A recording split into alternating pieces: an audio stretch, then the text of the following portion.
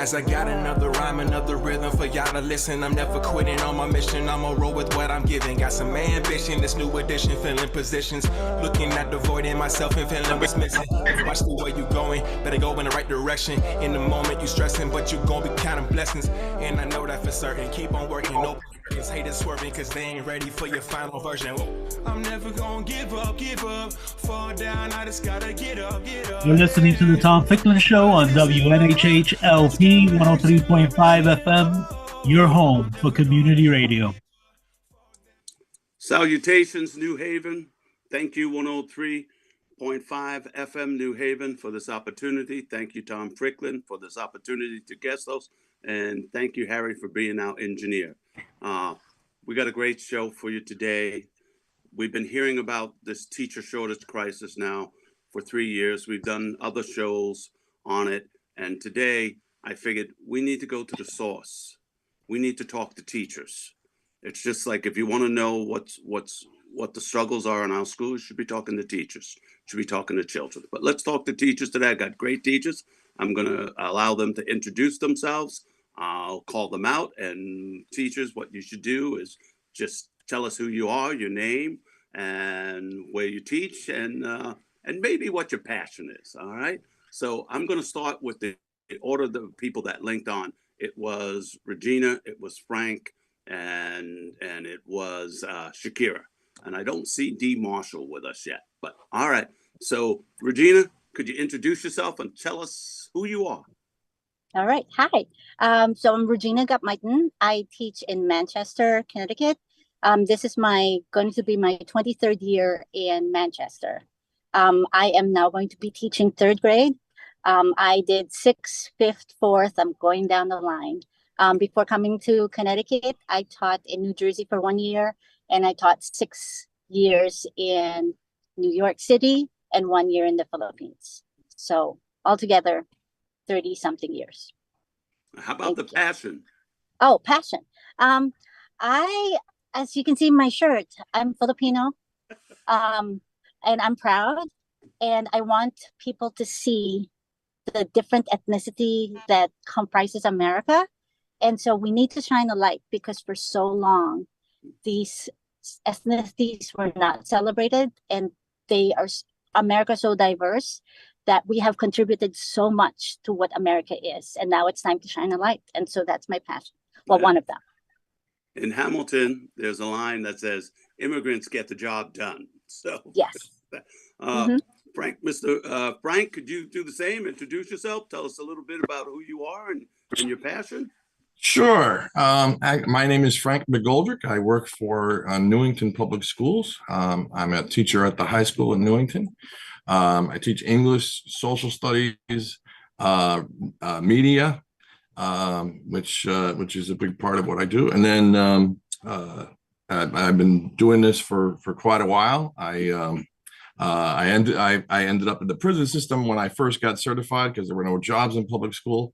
Did that for 6 years. And then beyond that, now it's been over 30 years in public school. And so I'm looking at the possibility of retiring in 2 years. So that'll be 32 years at that point. My passion, I have lots of them, I admit, but reading is one of them. My mother was a reading specialist, and so when I chose my 6th year, that was one reason why I went toward reading, and that's how I met Dr. Turner, and we've been good friends ever since.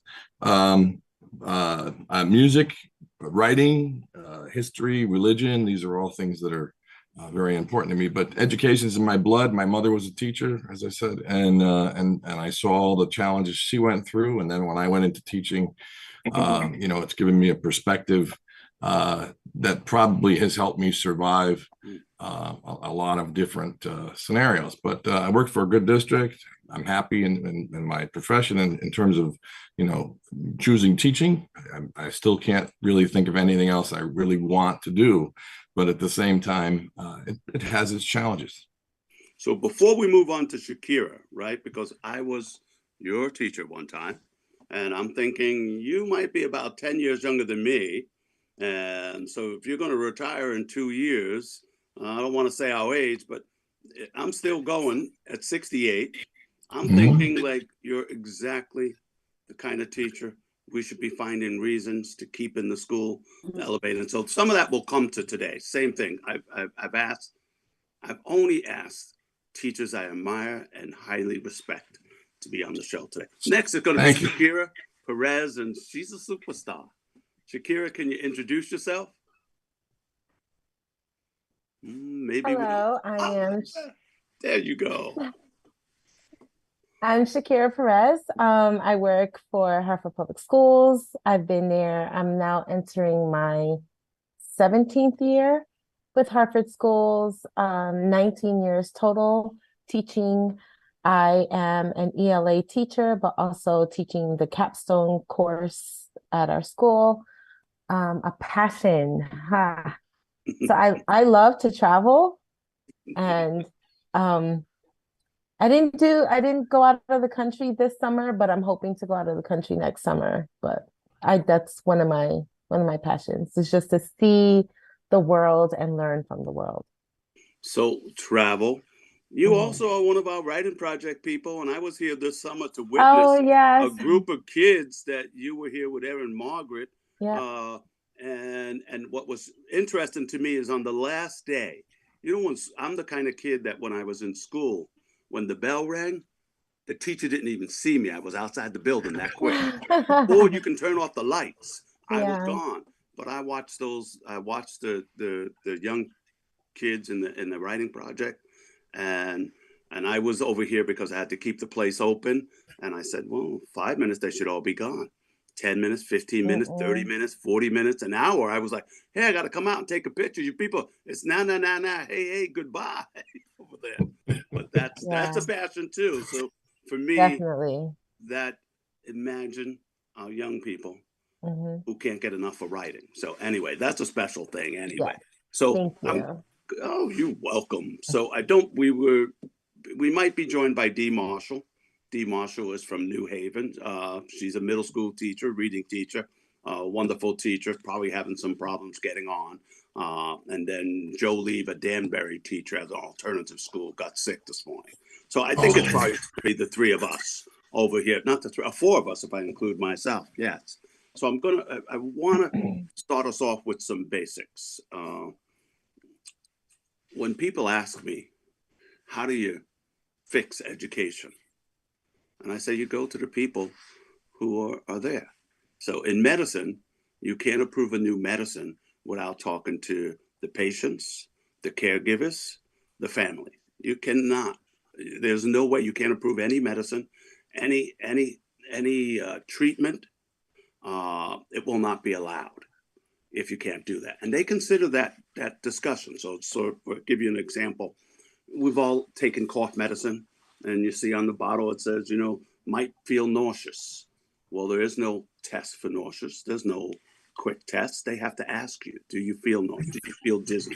Do you feel tired? There are no tests for these things. It's observational data. So they would be saying, well, Dr. Turner, you look like you're falling asleep now. Are you? That kind of stuff. So, but that's considered hard data. So I wanted to bring us together today because I think there's a missing link in this teacher shortage crisis. So some facts I think I want the public to know.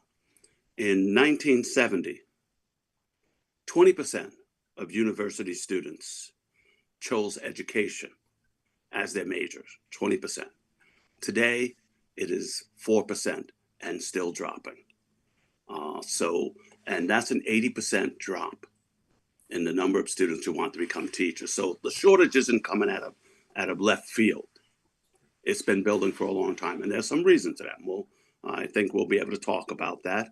I've asked you three to be here because you find great joy in teaching.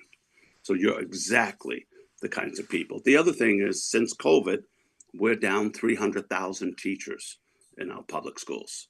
Another 200,000 school support staff and employees, everything from social workers, counselors, to bus drivers, to cafeterias, to custodians. They are crucial employees in the schools. So we are down 500,000 of those people. And when I'm talking with policymakers, I have a conversation with them because a little over 2 years ago, I did a teacher shortage show after I saw the bulletin boards going to New York in outside New Haven saying teachers needed up over there. The billboards were up all over the road, and I never saw them before. I'm like Mr. McGoldrick. When I was there, it was tough to find a job. I was surprised they would even hire me anyway. That was like, you hired me? Do you know what you're doing? That kind of concept. But in any event, now I'm telling my teachers, there's a job for everybody. The question is, how do we keep you? That's what we want to talk about today. And I did put in the chat box for our listeners, CEA, the Connecticut Education Association, has a nice little piece about recruiting and retaining teachers over there.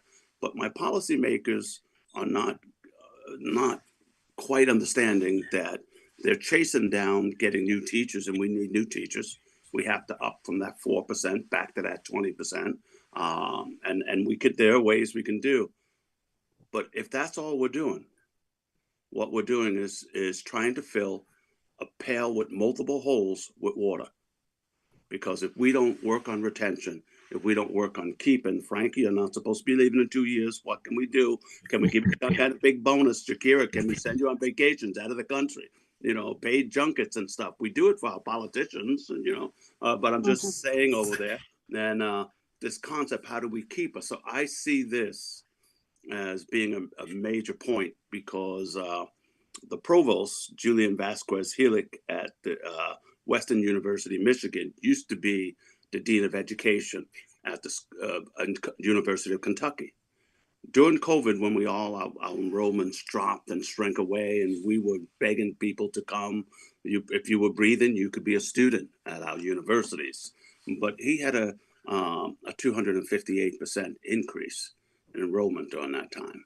And his piece, and I remember when he was on the show, we were talking about the shortage back then, and he said something to me. He said, the way to start is to go right into our schools right now, every administrator, every legislator, every policymaker, and start having town halls and start asking teachers, what would keep you another year, another 5, another 10? Could we keep you for 15? Shakira, I think she said, I don't know, 17 or something. We could keep her for 35, Frank. You know that. Mm-hmm. Yeah, that's true. Good retirement benefit.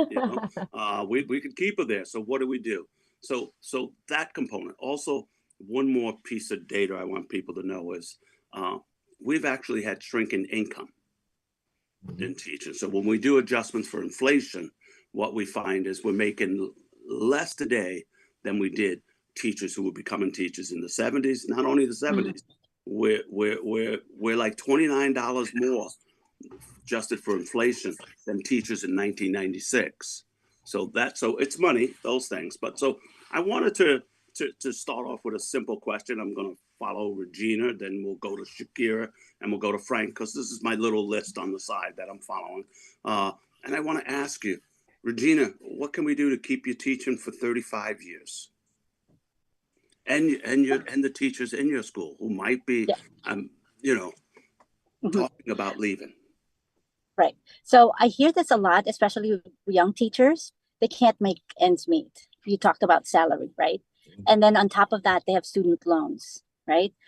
So if, let's say, I want to expand myself and go back and study more, I can't afford student loans at this time, right?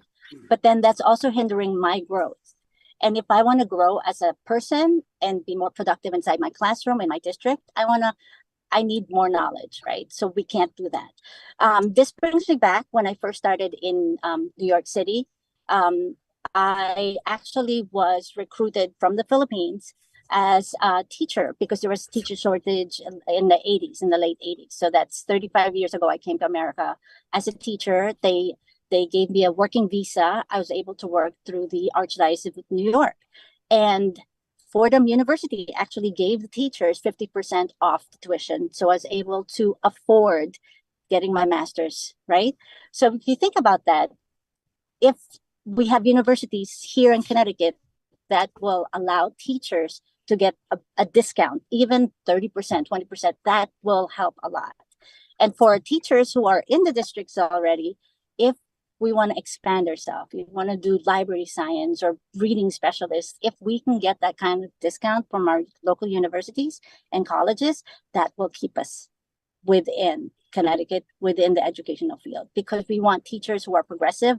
We want teachers to be learners themselves, lifelong learners. But if we can't afford it, I know a different industry that can feed me better.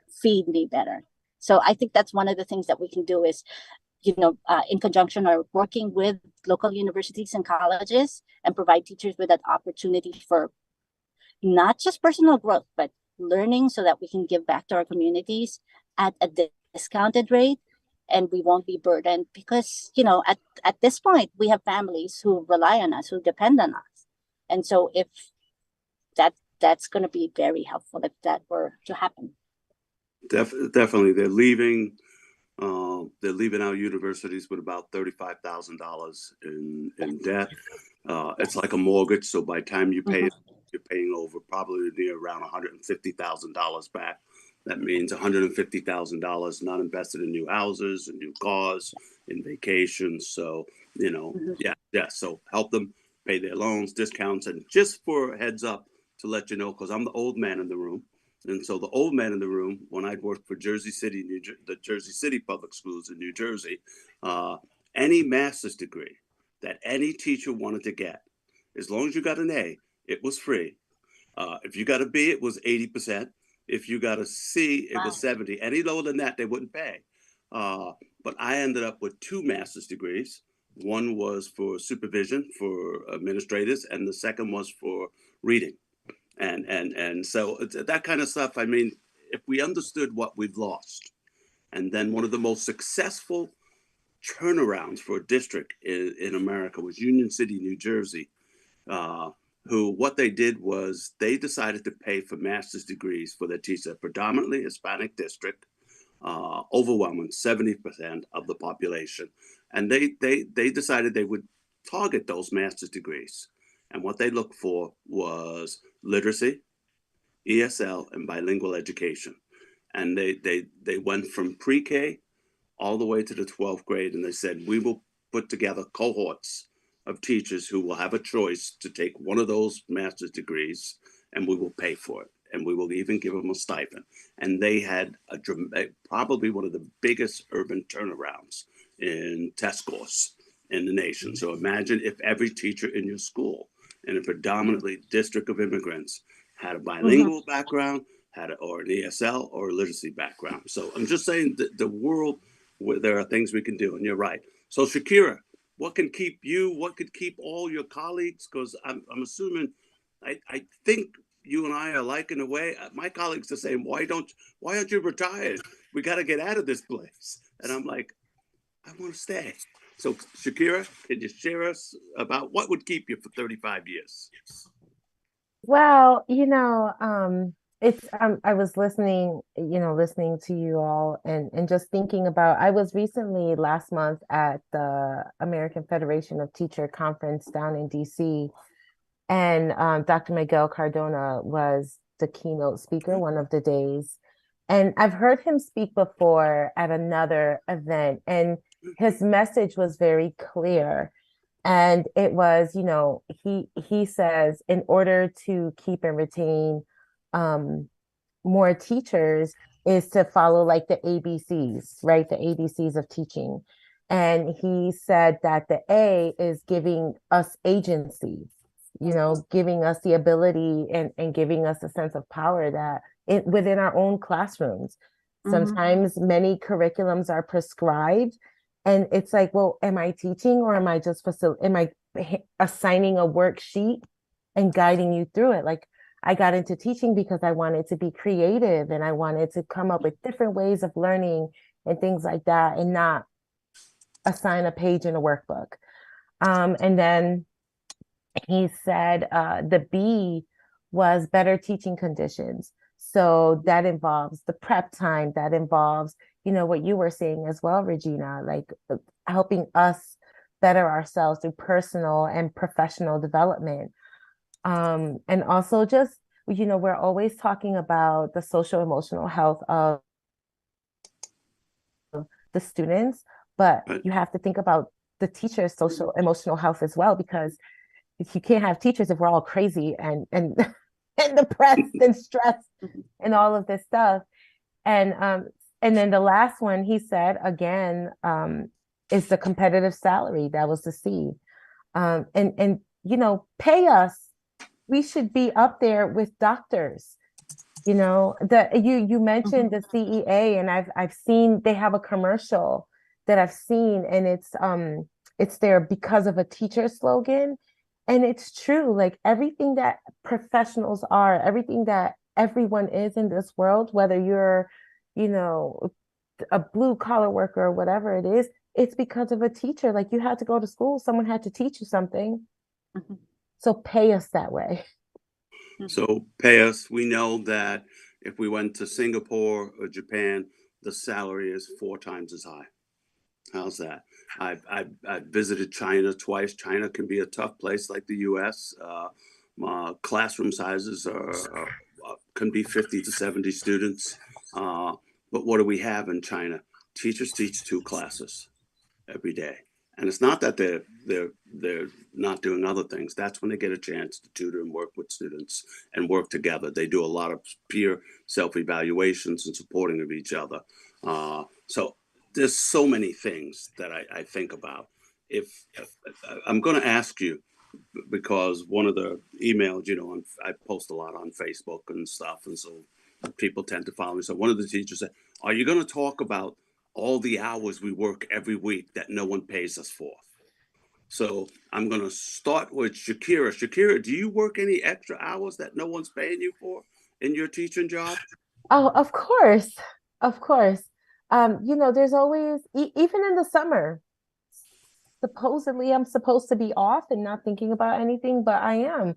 I'm thinking about curriculum. I'm thinking about how am I going to, you know, do something differently than I did last year. So, you know, while yes, it is on my own time, I can do it at 2, 3 o'clock in the morning, but I am still working.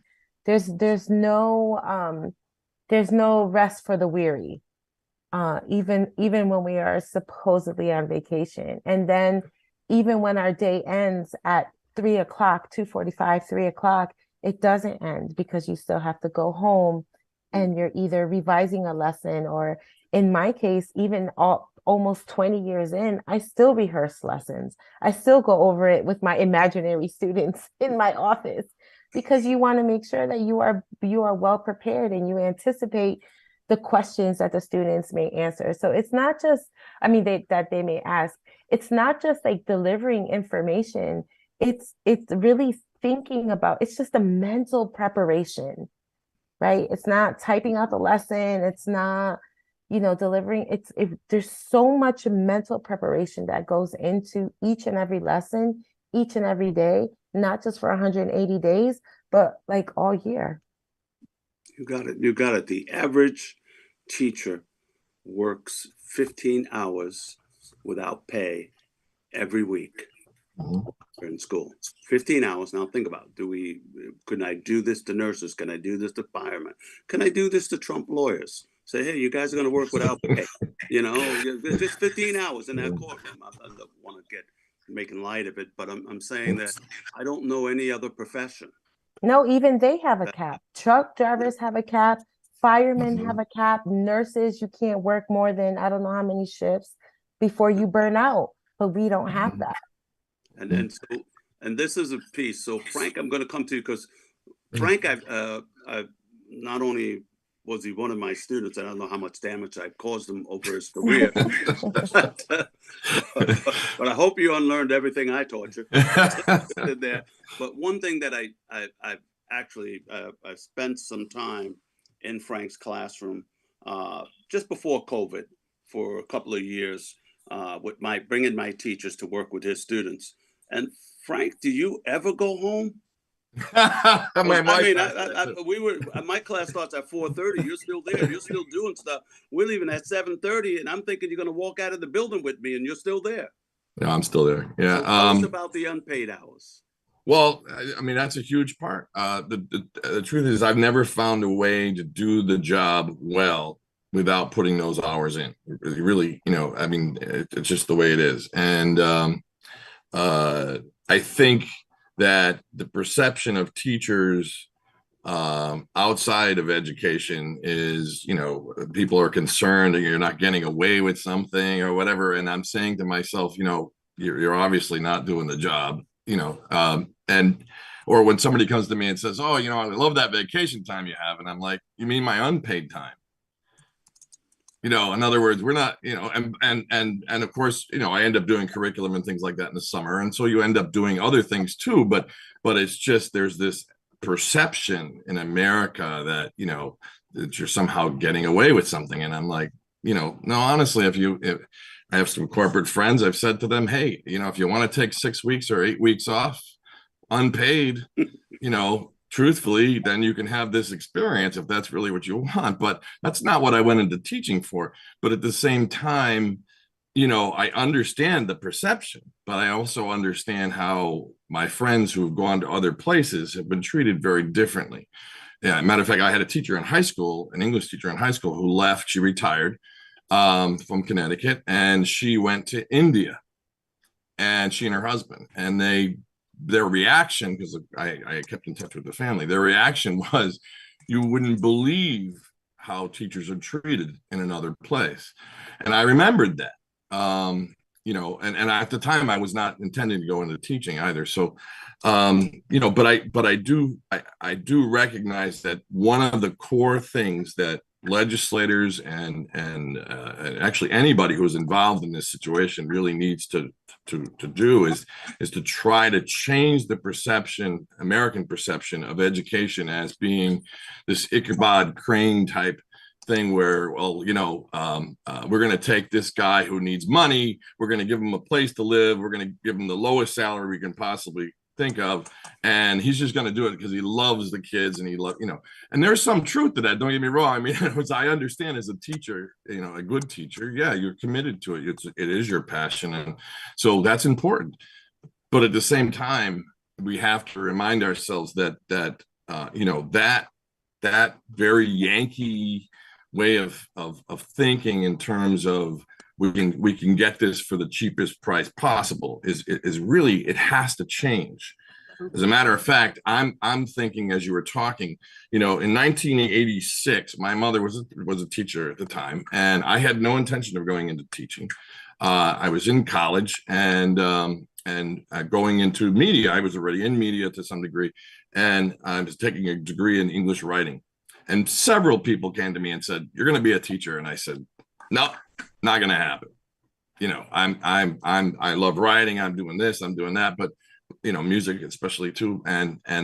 But I'm not going in that direction."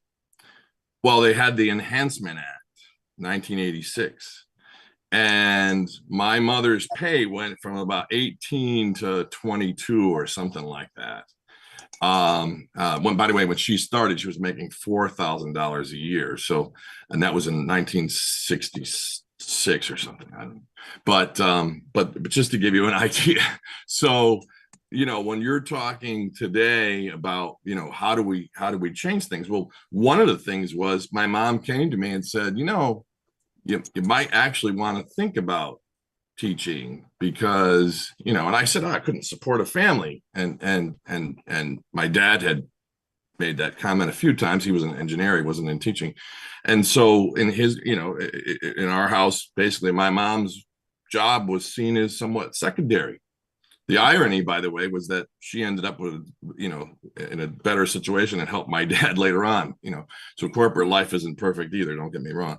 But knowing that that increase happened, I started to seriously think about, teaching as a profession.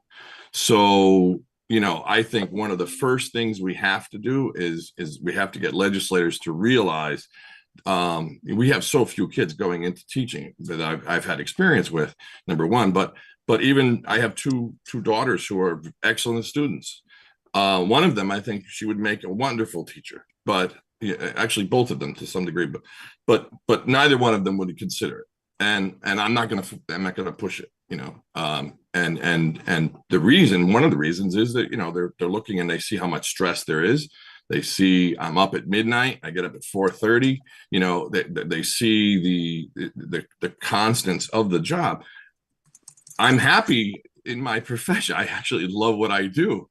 But even then, they're like, Dad, it's miserable, and at times, and I'm like, yeah, it is, So, but I think the legislators need to recognize that we're not attracting these good students. We're not attracting people who could be going into teaching to help others. A lot of times, there's a lot of focus right now, too, of course, on the medical field and these up and coming fields, but people forget that when I was in high school, the up and coming field was law, and all these people were going into law. Well, we had all these people educated as lawyers, and then they didn't get jobs. That's just the way our system works. But when I do think of how the perception of teaching affects things, I really think that if we could highlight some of the really good things about the job, that would certainly help. But we also have to address some of the things that just happen because of teaching, because of the way things are done in teaching. I'll give you one example, and this has nothing to do with the district I work in. It actually has to do with just the nature of education. But a lot of times you'll say to me, Frank, how come you put your own money in there? Well, first of all, sometimes things just don't work out easily to get what you need to get when you need them and when you need it. And study.com is something I use every year. And it's a good program. I actually had to fight for it years ago. It was $140 a month out of pocket. I remember that. I paid for it for a while myself. Then finally the district started to pick it up, and they recognized how good it was. The problem is that every year study.com will contact me and say, oh, your membership ran out at the end of August. And then study.com, they're like, well, it's not going to work if you don't get that money in right now. Well, of course, it takes till October till the process of central office with the PO and all that kind of stuff happens. So in the meantime, I end up contacting them, going back and forth, creating my own membership, paying out of pocket. And then because I can't start the year with something that doesn't work, and that just doesn't make any sense. So it's worth it, for me.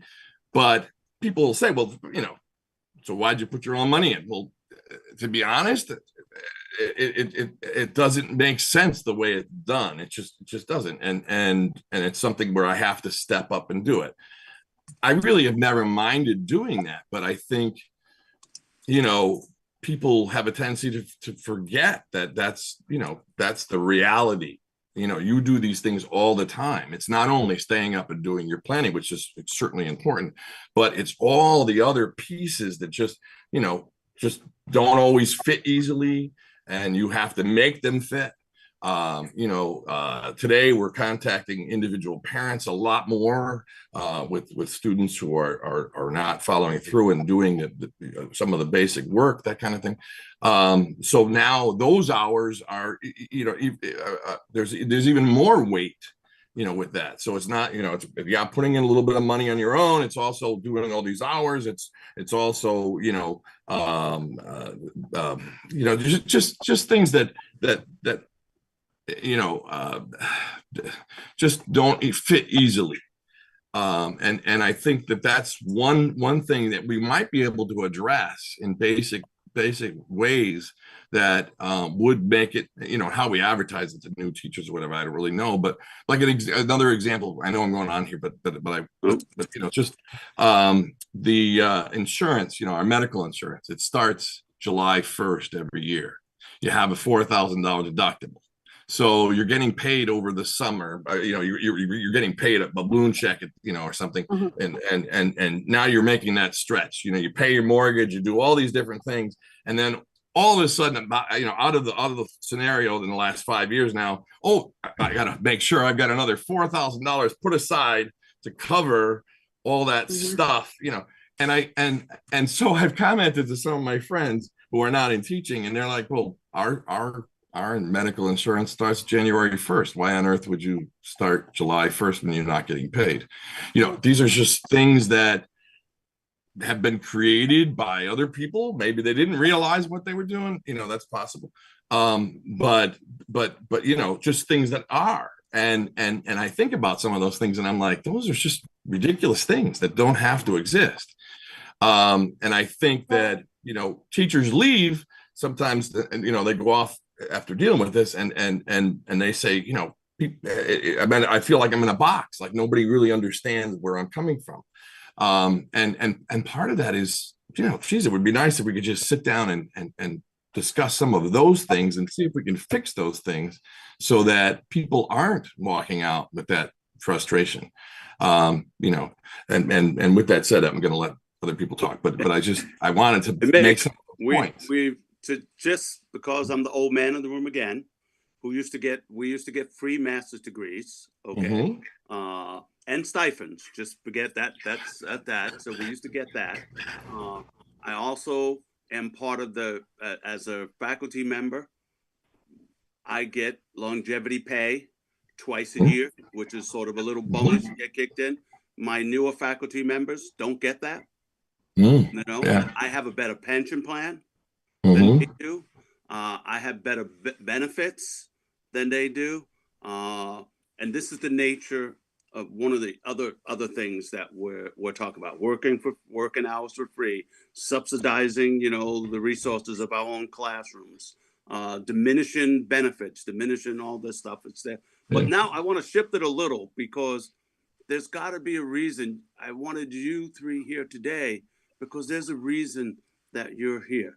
So Shakira, could you tell us what keeps you in the classroom? Don't tell us about the problems. Tell us about the good stuff. Well, so I was born and raised in Hartford, and I'm a product of Hartford schools, and obviously have been working in Hartford for 17 years. So I guess I am a martyr. I mean, I feel that as a teacher of color, it's important for the students of Hartford to see themselves in me. I am a proud Afro-Latina, and, I have kids that they're just like, Miss, what do you mean you're from Puerto Rico? You're so Black. And they don't know. They just don't know it, but having those moments with them. And I know that seems silly, but it's not. Like, it makes a difference. And I mean, I live in the community. I live in Hartford too. And I have kids that live on my street, and they'll see me like in my yard in the summer and not offer any help when I'm mowing the lawn, but they will say hi. And to me, that's so important. Like it's like having the teacher next door or the police officer next door or something like that. And just being a presence and I may not always be their favorite teacher, but they're going to remember me. And having that special connection, being able to, even though I don't speak Portuguese, for example, but being able to speak to that student that just came from Brazil in Spanish, somehow we're communicating and her being at ease, or having students come. So it's not just giving the lesson for me. It's just being there as someone that they can look up to, with the hopes that they would want to do what I do. So you are not the model, not the martyr. You're the role model. Yeah, I'm the role model. You're role model. Or model. Role model. Yeah, because we're not going to attract new teachers. We say, well, how would you like to be a model? Oh, that's true. Right. Be a role model, y'all. I was say, how would you like to be a role model, and how would you like to give back to your community, and how would you like to make a difference? And I'm gonna move to Regina next, but something that old mayor of Hartford, Eddie Perez, told me once. Eddie Perez, no relation. We're not gonna say anything, but Eddie, Hartford had just signed a horrible teaching. The teachers had signed a contract that gave them a 1% pay increase the first year and no pay increases for the next two. that means you're going to make less money than when you started. And so I was at an event with Mayor Perez, and I said to Mayor Perez, I said, "How are you getting away with that? Why would you do that?" And he's a political animal. And I'm not saying, he's an animal. I'm just saying Right. politicians can give you some truth. And he said to me, 97% of my teachers in this district do not live here. They don't vote for me. I don't care. How's that? And so, Regina, Shakira, you're also the role model who stays. You're voting. And this is something that's different now, because when I think you said, the firemen, the policemen, the teachers, they lived in our neighborhoods. And that was the neighborhood I grew up in. Mm-hmm. So of course we had role models all around us and I grew up in a city in extreme poverty, but we had those teachers lived in the district with us. And while I had no college educated family members, I had 3 high school educated family members. I had college educated people living in my community. I had firemen, policemen, nurses. I had principals living in the community. And they were, I would look up and say, maybe I could do that. So I'm glad to hear that. Regina?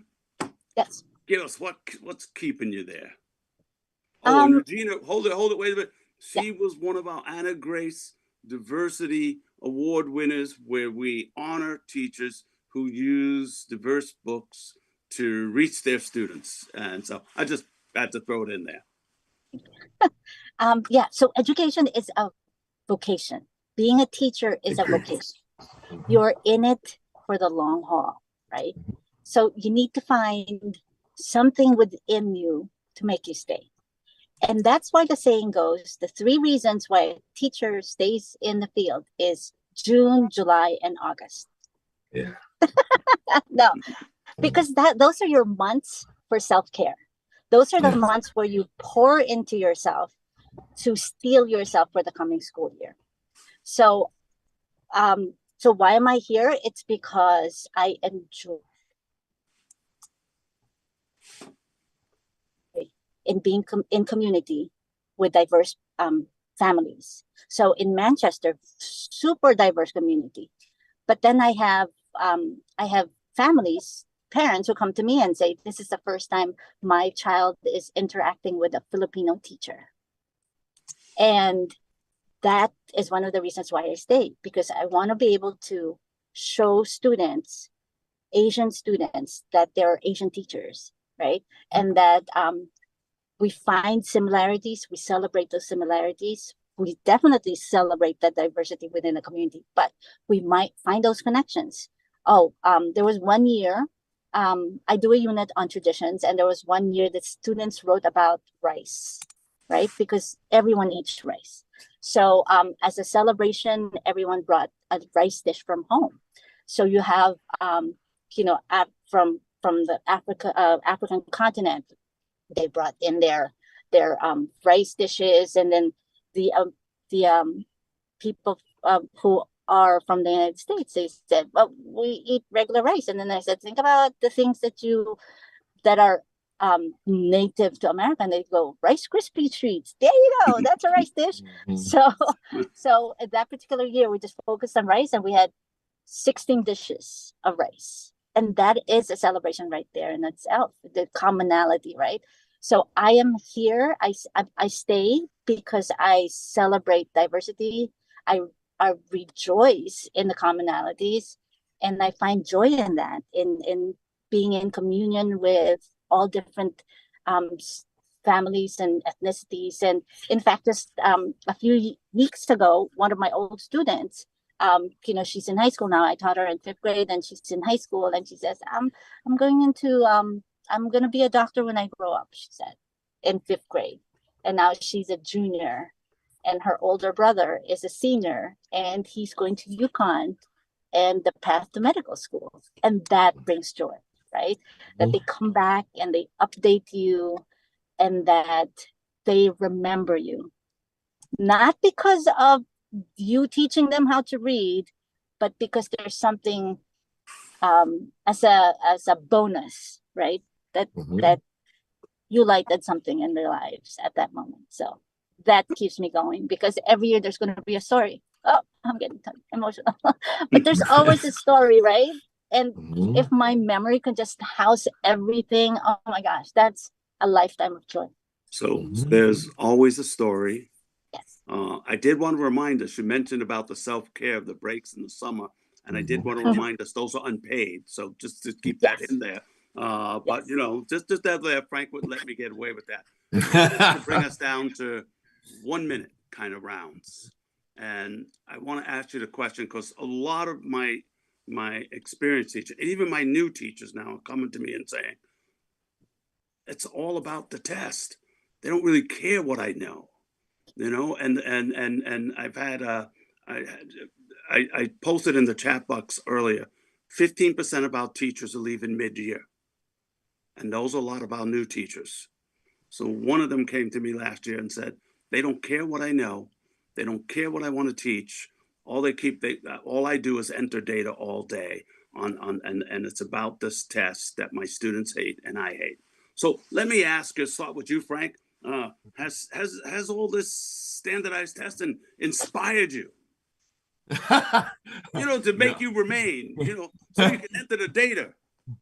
You know, honestly, in the district that I work in, we really are lucky that we did get beyond the kind of the testing mindset to some degree many years ago. I mean, you know, in other words, with that map testing and all that kind of stuff that went away, that, you know, so that certainly improved. And I, you know, but we still deal with, of course, objectives and all those things. You know, I think that the mindset, you know, is basically that you know, somehow we can clarify, or we can quantify every little thing, and we're dealing with a profession that most of the things we're working with really are not. They don't fit in that box. You know, but at the same time, I will say, I still love what I'm doing. I still do intend to continue teaching, by the way, after retirement. I should mention that.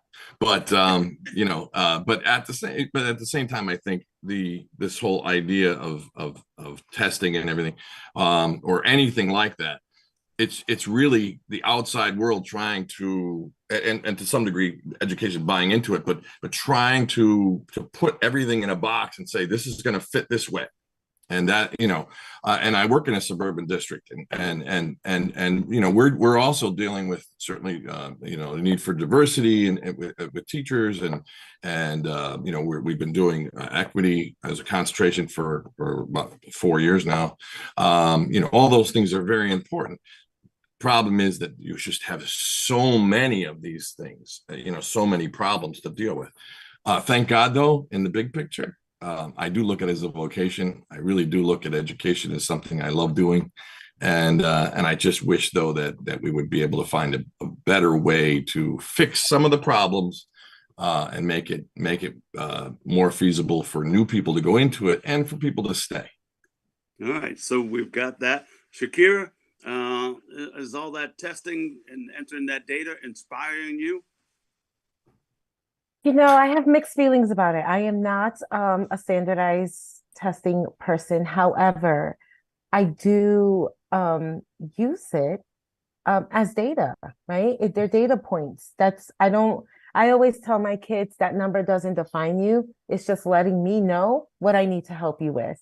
If it's, you know, reading comprehension, or if it's making inferences or something like that, it's more so, I try not to think of it so negatively, and think of it more as I get to create a specialized learning plan for my students. So it's not, you know, I know there's like a negative feeling about it, but it's like, yeah, but think of what you can do with it. How can you help your student with it? So I'm not, do I like all the testing? No, not necessarily, but I do think it's necessary. So we've got that piece, got it there. Now we're going to go to Regina. That's good. If we're asked to do something and we have data, we should try to use it. Absolutely. That makes perfect sense there. Regina, has the testing, does it inspire you? Well, I see every student as multifaceted. Testing scores, just one part.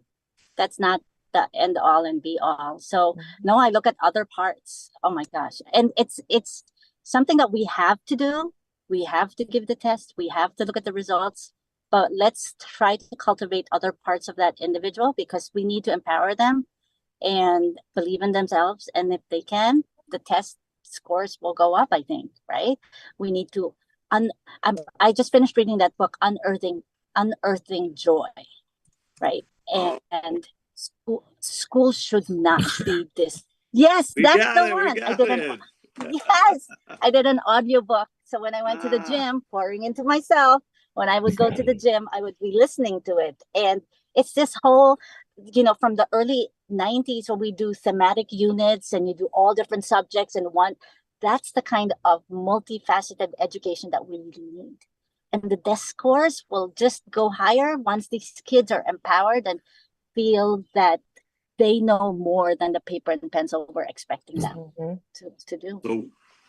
So in a couple of minutes, Harry's going to start playing music on us. Not yet, but I do want us to know that nationally and internationally, the focus on assessments is balanced assessment frameworks, which talk about multiple data points and all the data matters and all of it counts and no data is superseded.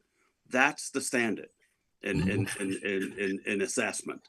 And I remind people that assessment, the Latin root is to sit with, not do something to a student. You're with them, you're learning from them, and they're learning from you.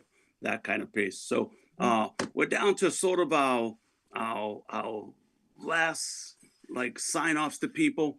And really, I'd love you to share why people should become teachers. I need new teachers badly.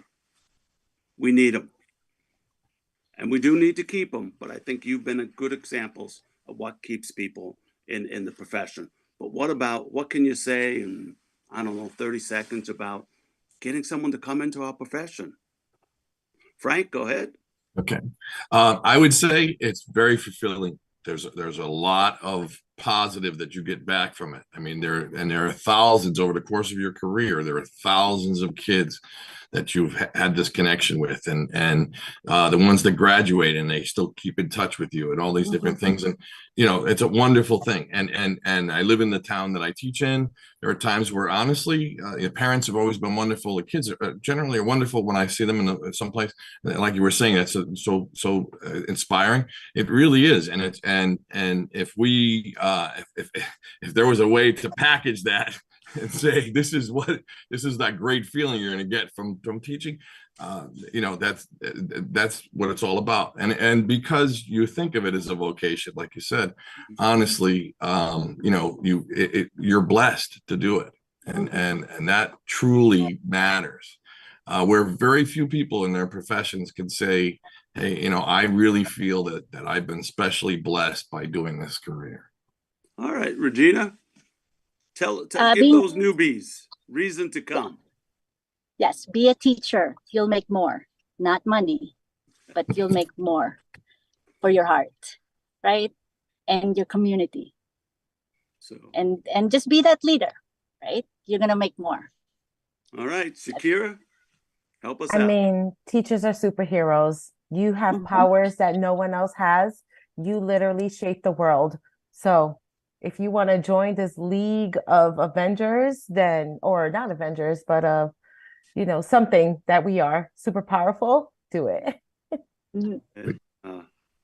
Just to kind of bring us to conclusion before Harry's music begins, people ask me why I've stayed so long. And I've also done a lot of protesting, and I'm always fighting for children, teachers, and families and education. I'm known for being that voice.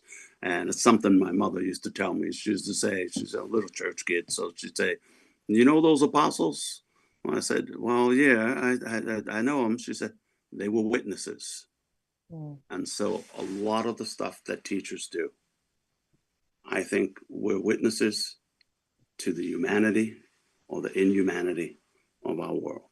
And yes, we're superheroes and stuff. So, Harry, how are we doing? Thank you, thank you, thank you. You were a blessing. You're my superheroes. Yeah. As I got another rhyme, another rhythm for y'all to listen. I'm never quitting on my mission. I'ma roll with what I'm giving. Got some man ambition, this new edition, filling positions. Looking at the void in myself and feeling what's missing. Better watch the way you going, better go in the right direction. In the moment you stressing, but you gon' be counting blessings. And I know that for certain. Keep on working, open curtains, haters swerving, cause they ain't ready for your final version. Whoa. I'm never gonna give up, fall down, I just gotta get up.